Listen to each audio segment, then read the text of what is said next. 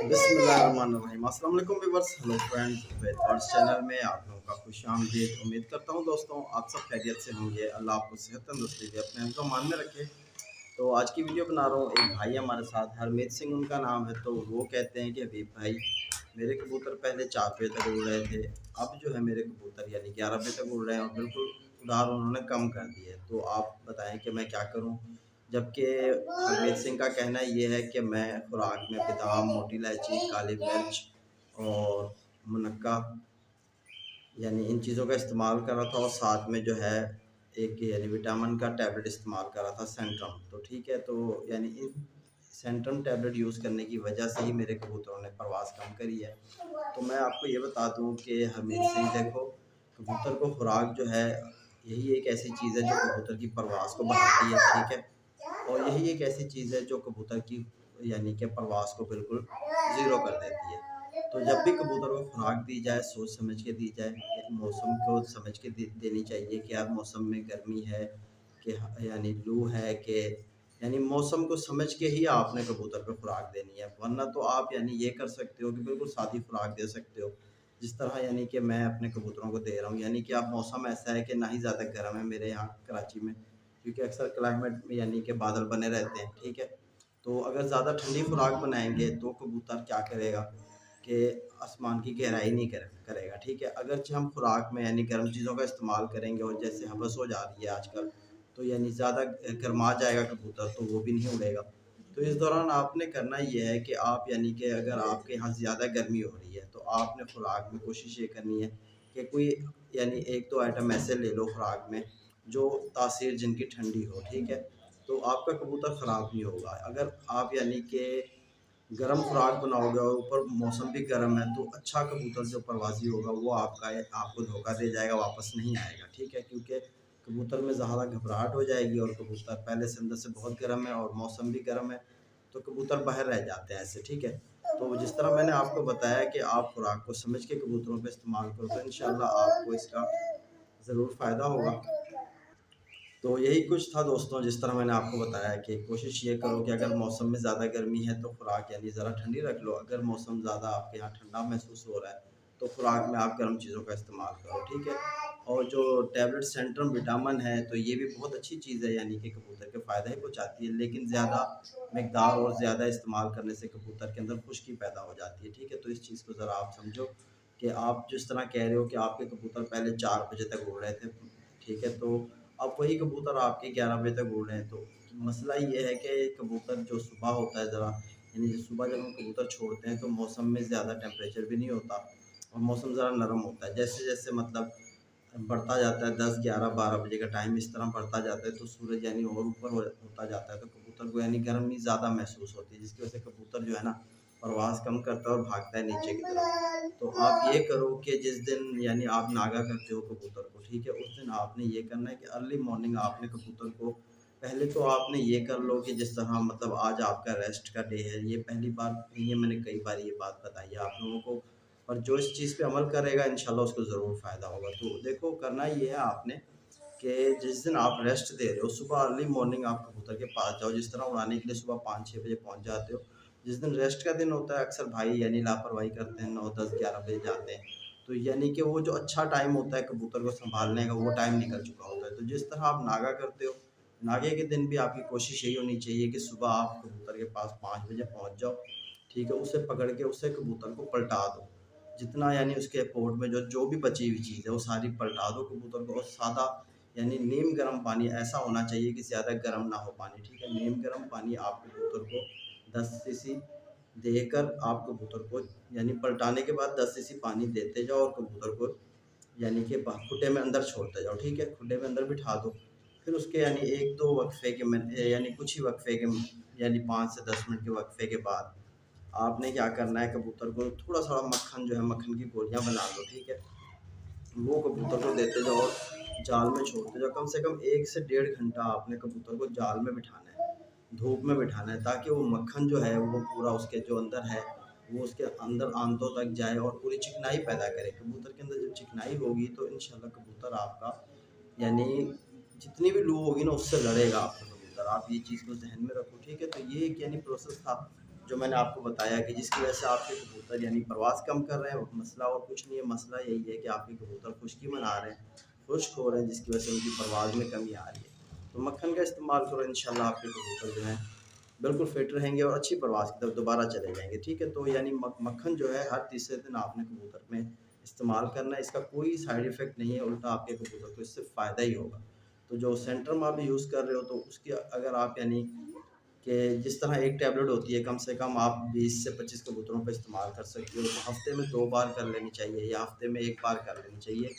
Regular इस चीज़ को आप इस्तेमाल में नहीं रखो। ठीक है, और जिस तरह आपको बताया खुराक को आप समझ के चलो कि मौसम में अगर गर्मी है तो ठंडी चीज़ों का इस्तेमाल कर लो, अगर मौसम में यानी ठंडा है तो फिर गर्म चीज़ों का इस्तेमाल कर लो।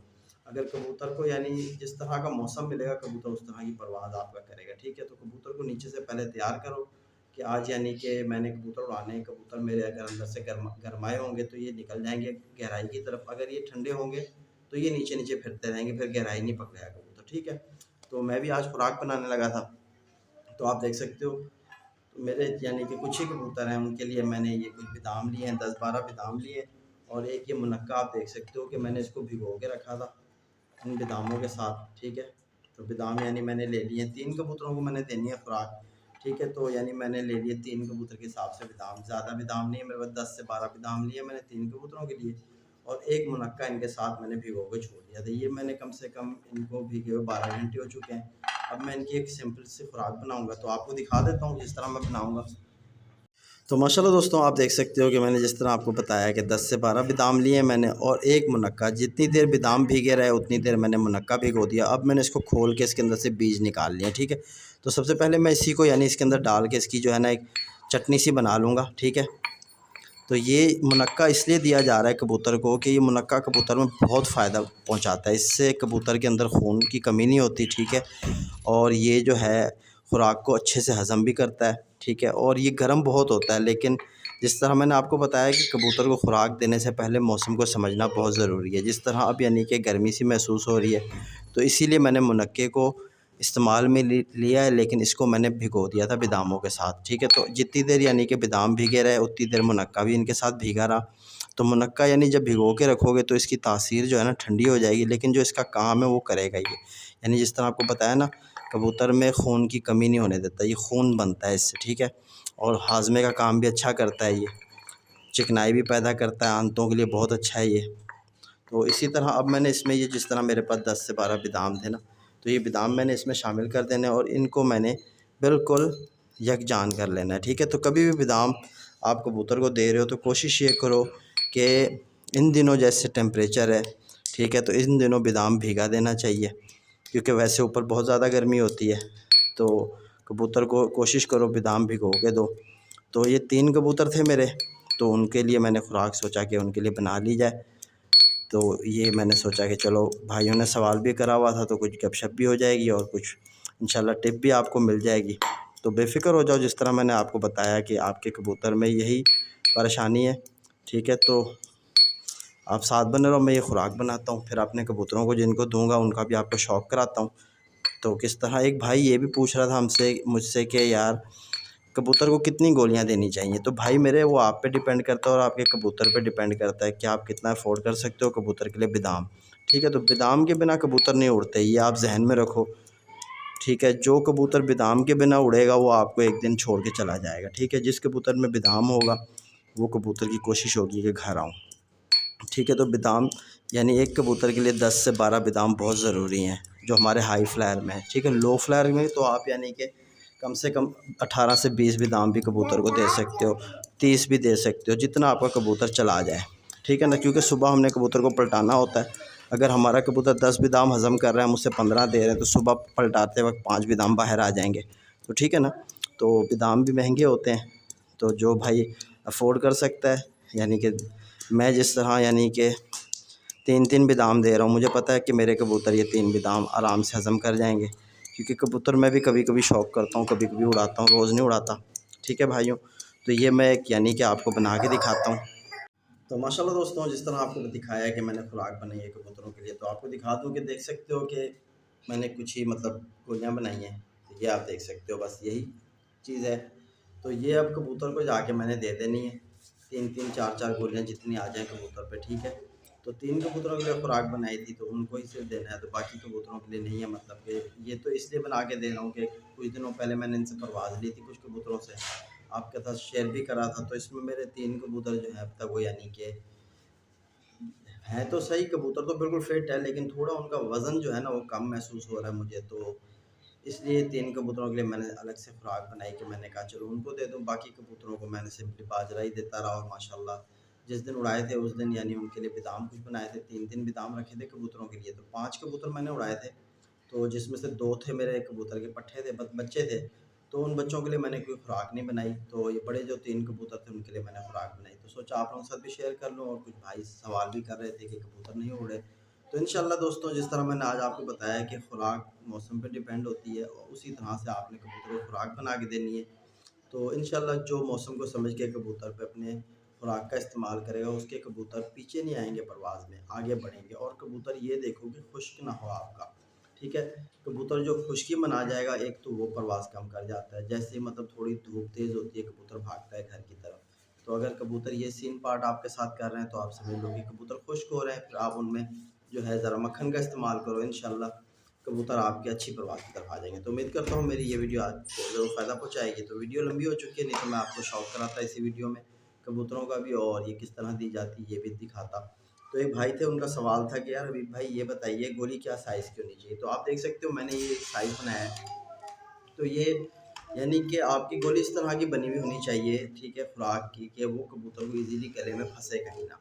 तो पहले आपने इसको पानी में डिप कर लेना है, पानी में डिप करके कबूतर की अलग से उतार देनी है। हल्का सा पुश करोगे फिंगर की मदद से, तो कबूतर उसे अंदर देता जाएगा। इसी तरह आप यानी कि 10 से 12-13 जितनी आप चाहो उतनी खुराक दे सकते हो, ठीक है। तो ये एक तरीका होता है, गोली उसी साइज़ की बनाओ कि कबूतर के गले से उतर जाए, ठीक है। तो ये बादाम से ज़रा सी छोटी साइज़ में होती है, और ज़रा सी गोलाई में बनाओ ताकि फंसे ना कहीं, ठीक है। तो उम्मीद करता हूँ फिर मुलाकात होगी नेक्स्ट वीडियो में। तो आप लोगों को एक और मैसेज देना था कि मेरा एक और भी चैनल है उज़ैर हबीब के नाम से। तो वो मैंने यानी अभी बनाया इस वजह से कि काफ़ी सारी वीडियोस मेरी उबैद बर्ड्स पे यानी और हबीब कबूतरबाजी पर थी, जो नुस्ख़ों की, जो यानी संभाल की। तो ये आप लोगों को यानी ढूँढने में परेशानी हो रही थी काफ़ी भाइयों को। तो इसीलिए मैंने एक यानी उज़ैर हबीब का चैनल बना के सारी वीडियोस जो नुस्खे वाली हैं, जो यानी गर्म पानी है, ठंडे पानी है, या खुराक की वीडियो, या संभाल के हवाले से जो वीडियोज़ हैं वो सारी मैं उस चैनल पर शिफ्ट कर रहा हूँ। तो उस चैनल को सब्सक्राइब करो, उसका लिंक जो है नीचे डिस्क्रिप्शन बॉक्स में मिल जाएगा। तो जो भाई सब्सक्राइब करके रखेगा इंशाल्लाह ज़रूर उससे फ़ायदा होगा। तो फिर मुलाकात होगी नेक्स्ट वीडियो में। अपने भाई भी को इजाज़त दो। अल्लाह हाफ़िज़।